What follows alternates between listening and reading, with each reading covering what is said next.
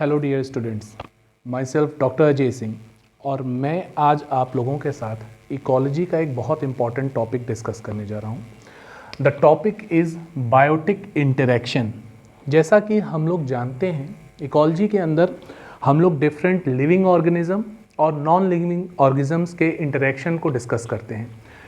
जब हम biotic interaction पढ़ते हैं तो हमें यहाँ पे दो चीज़ें दिखाई देती हैं। One is inter specific competition and the second one is intra specific competition.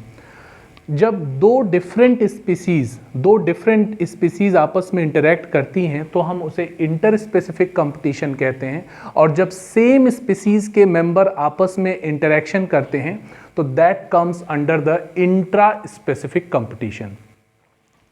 आगे हम लोग देखेंगे कि inter specific competition can be of two type. That competition और that interaction can be positive और दैट कैन बी नेगेटिव। जब हम positive interaction को डिस्कस करते हैं तो हमें यहाँ पे दो टाइप दिखाई देते हैं। One is positive interaction and the other is positive zero interaction. अब मैं आपको बताऊंगा ये पॉजिटिव इंटरेक्शन क्या है।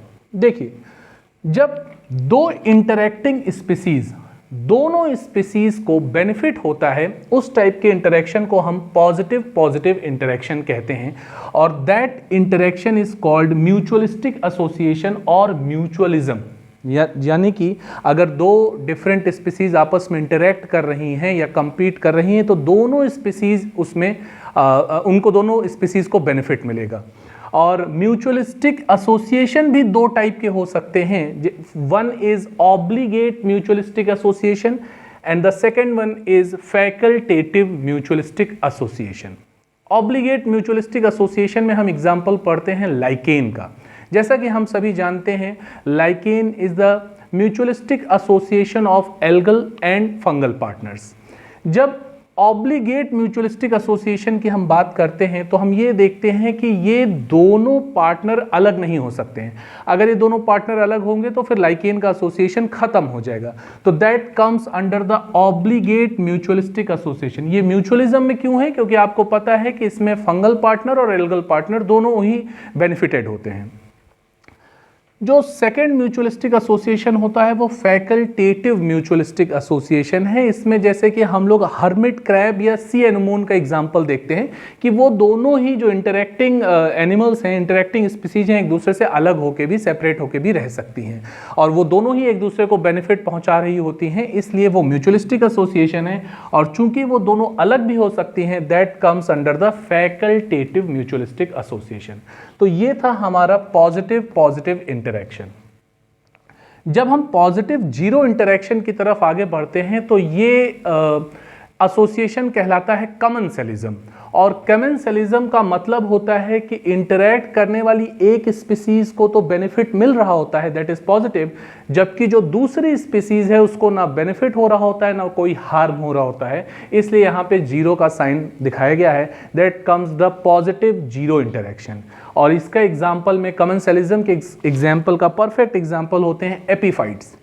हमें पता है एपीफाइट्स वो वैसे प्लांट्स होते हैं जो दूसरे प्लांट्स पे ग्रो करते हैं, लेकिन यहाँ पे जैसे कि ऑर्किड्स, लेकिन यहाँ ध्यान रखने वाली ये चीज़ है कि जब ऑर्किड्स दूसरे प्लांट पे ग्रो करते हैं तो वो जिस प्लांट पे ग्रो कर रहे होते हैं उस प्लांट को कोई भी हार्म नहीं पहुँचा रहे हैं। ऑर्किड को तो फायदा हो रहा है, orchids are getting benefited, they are on the positive side, but जिस प्लांट पे वो ग्रो कर रहे हैं ना उसको कोई फायदा हो रहा है ना उसको कोई नुकसान हो रहा है। तो इसीलिए ये भी एक पॉजिटिव इंटरेक्शन है और ये कहलाता है कमेंसलिज्म।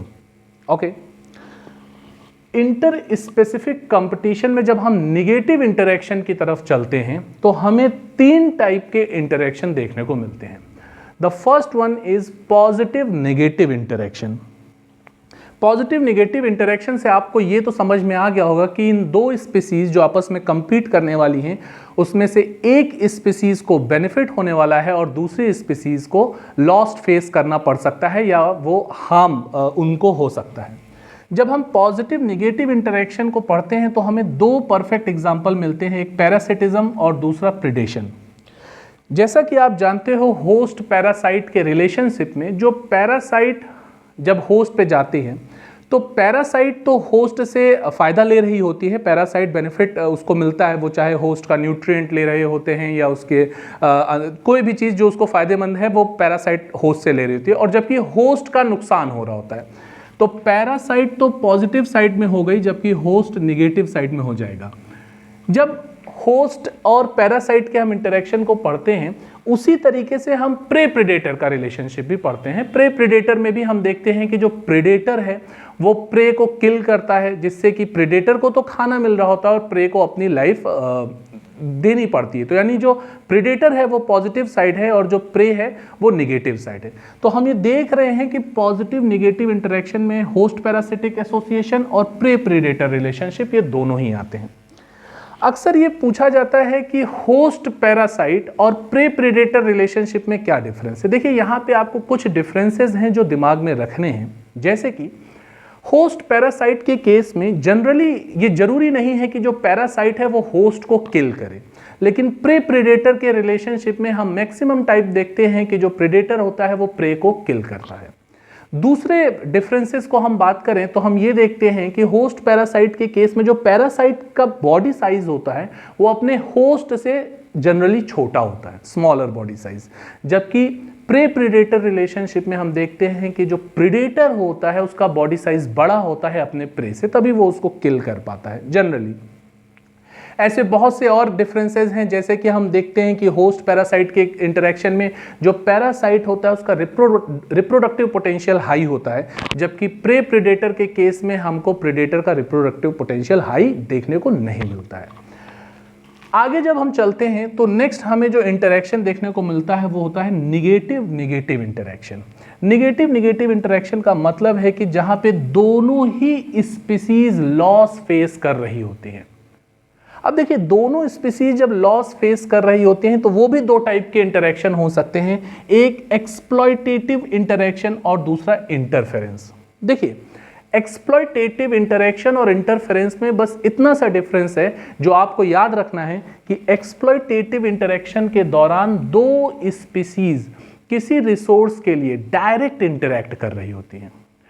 आपको एग्जाम्पल के लिए मैं बताऊं, जैसे कि एक बोअर बर्ड होती है और बोअर बर्ड के जो मेल होते हैं वो जब अपना नेस्ट या बोअर बना रहे होते हैं टू अट्रैक्ट द फीमेल्स, वो क्या करते हैं, दूसरी स्पीसीज के जो मेल या बर्ड्स होते हैं उनके डेकोरेटिंग आइटम्स को उठा लेते हैं।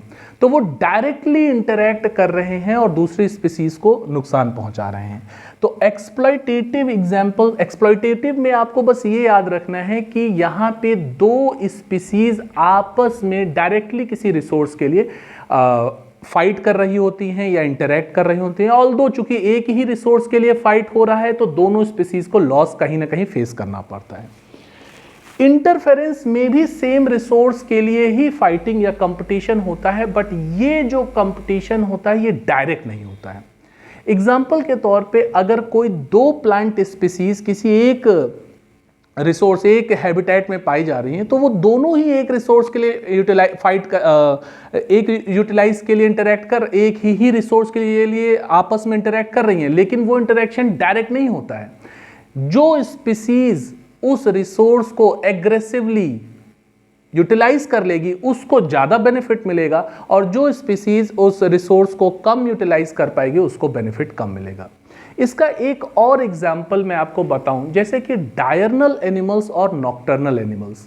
आपको पता होगा देयर आर सम एनिमल्स जो दिन में एक्टिव होते हैं और कुछ एनिमल्स जो रात में एक्टिव होते हैं। वो एक ही हैबिटेट में हैं, एक ही रिसोर्स के लिए उनकी इंटरैक्ट कर रहे हैं, लेकिन उनका इंटरैक्शन डायरेक्ट नहीं, वो आपस में डायरेक्ट फाइट नहीं कर रहे हैं। क्यों? क्योंकि एक दिन के टाइम पे निकल रहा है और एक रात के टाइम पे निकल रहा है, लेकिन वो दोनों ही एक दूसरे के रिसोर्स को नुकसान पहुंचा रहे हैं। तो बस आपको ये ध्यान रखना है कि ये निगेटिव इंटरेक्शन में, एक्सप्लॉयटेटिव और इंटरफेरेंस में, जो एक्सप्लॉयटेटिव इंटरेक्शन है उसमें दोनों स्पीसीज, देखिए exploitative interaction with in species भी हो सकता है, वो इंट्रा स्पेसिफिक का भी एग्जाम्पल हो सकता है। एग्जाम्पल के तौर पे दो मेल आपस में फाइट कर रहे हैं फॉर द फीमेल, ये भी एक एक्सप्लॉयटेटिव। जब भी दो स्पीसीज या सेम स्पीसीज के member same resource, food, habitat, reproductive partner, किसी भी चीज के लिए आपस में डायरेक्टली इंटरैक्ट कर रहे होते हैं, तो उसे हम कहते हैं एक्सप्लॉयटेटिव इंटरेक्शन। लेकिन जब इंटरेक्शन इनडायरेक्टली होता है, जैसे कि दो प्लांट स्पीसीज हैं, वो इनडायरेक्टली इंटरेक्ट कर रही हैं एक दूसरे से, मैंने डायरनल और नॉक्टर्नल एनिमल्स का एग्जांपल बताया, वो इनडायरेक्टली इंटरेक्ट कर रहे हैं, तो उस टाइप का इंटरेक्शन हो जाता है इंटरफेरेंस इंटरेक्शन। जो थर्ड टाइप का नेगेटिव इंटरेक्शन है वो है नेगेटिव जीरो इंटरेक्शन। अब देखिए, नेगेटिव जीरो इंटरेक्शन का मतलब है कि यहाँ पे एक स्पीसीज को तो नुकसान उठाना पड़ रहा है जबकि दूसरे स्पीसीज को कोई फर्क नहीं पड़ रहा है। इसका बहुत ही कॉमन एग्जाम्पल है एलिलोपैथी, जो कि आता है एमेंसेलिज्म के अंडर। देखिए, एलिलोपैथी के केस में आपने पढ़ा होगा कि there are some plants which secretes secondary metabolites, और वो प्लांट्स सेकेंडरी मेटाबोलाइट्स सिक्रीट करते हैं जिससे कि जो नेबरिंग प्लांट हैं उनको कई बार लॉस फेस करना पड़ जाता है, जिससे कि जिस प्लांट ने सेकेंडरी मेटाबोलाइट रिलीज किए उसको ना फायदा हुआ ना नुकसान हुआ, वो तो जीरो पे खड़ा है, लेकिन जिन प्लांट्स को वो सेकेंडरी मेटाबोलाइट्स मिले उनका लॉस होता है। तो this type of interaction is negative zero interaction, और इस टाइप के इंटरेक्शन को हम एमेंसेलिज्म कहते हैं, और इसका एग्जाम्पल है एलिलोपैथी, जहां पे हम देखते हैं एक प्लांट्स डिफरेंट एलिलोकेमिकल्स जिन्हें हम सेकेंडरी मेटाबोलाइट्स कहते हैं वो रिलीज करते हैं और उनके नेबरिंग प्लांट्स को नुकसान पहुंचाते हैं। देखिए, जब हम इंटर स्पेसिफिक कंपटीशन की बात करते हैं तो यहीं पे मैं आपको बता दूं इंटर स्पेसिफिक कंपटीशन के आउटकम क्या है। यानी जब ऑब्वियस सी बात है आपस में कंपटीशन हो रहा है तो उसका कुछ आउटकम निकलेगा, और ये आउटकम जनरली दो टाइप के होते हैं। एक शॉर्ट टर्म आउटकम होता है और दूसरा long term outcome. Short term outcome यानी कि जो हमें तुरंत देखने को मिल सकता है। देखिए, इसके लिए एक साइंटिस्ट थे गॉसियस, और उन्होंने एक प्रिंसिपल दिया जिसका नाम है कॉम्पिटिटिव एक्सक्लूजन प्रिंसिपल। गॉसियस ने बताया कि जब दो स्पीसीज के मेंबर किसी सेम रिसोर्स के लिए फाइट कर रहे हैं और अगर उनका जो आउटकम है वो तुरंत आ रहा है, तो आप जनरली क्या देखते हो कि कोई एक डोमिनेट स्पीसीज होगी जो रिसेसिव स्पीसीज को उस कंपटीशन से एक्सक्लूड आउट कर देगी। That principle is called competitive exclusion principle. यानी कि दो स्पीसीज जब आपस में कंपटीशन कर रही हैं तो उसमें से एक स्पीसीज एक्सक्लूड आउट हो जाएगी, बाहर चली जाएगी, तो और उसी को ही कहा जाता है गॉसेस प्रिंसिपल या कॉम्पिटिटिव एक्सक्लूजन प्रिंसिपल। ये इंटर स्पेसिफिक कंपटीशन का शॉर्ट टर्म आउटकम है जो हमें तुरंत दिखाई देता है।